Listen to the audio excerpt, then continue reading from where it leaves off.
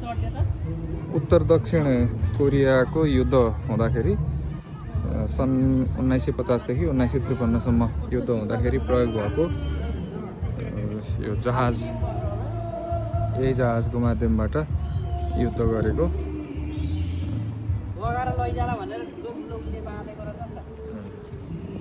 यो चाहिँ ऐतिहासिक पनि खतरा रहेछ।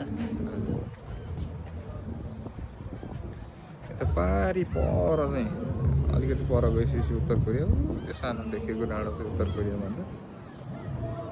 यहाँबाट यसरी अध्ययन अवलोकन गर्न सकिने। यो चाहिँ अहिले दिउँसोको समय भएर नत्र बिहानखेरि अलि साँझको समयमा चाहिँ माथिसम्मै आउँछ पानी।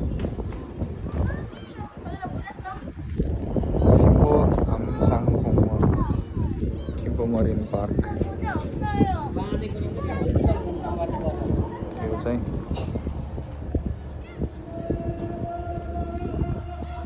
त्यस हेर्न लायक छ यो ठाउँ। यसो आउँदा हुन्छ घुम्नलाई। यतातिर यो मुलकोगीहरू पनि धेरै पाइँदो रहेछ। मुलकोगी खान मन पर्ने मान्छेहरूले त्यो खाँदा पनि भयो। ल भित्र छिरौँ।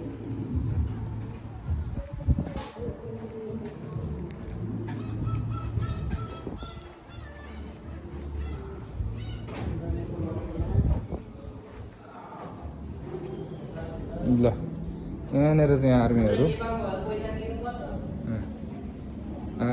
ठ्याक्कै म त मान्छे नै बसिरहेको कि जस्तो लागेको होइन रहेछ। मान्छे बसिरहेको जस्तो देखेँ क्या मैले त। यता पनि रहेछ नि। ल ल आर्मीहरू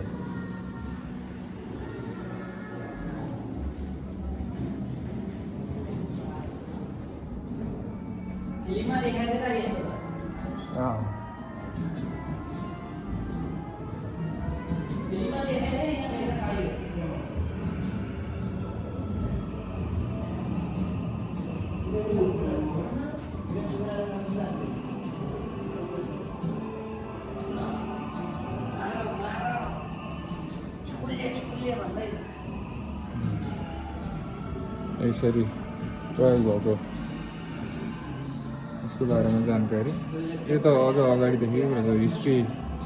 1944 साल 2/22 मिगुक अमेरिकामा बनेको रहेछ यो।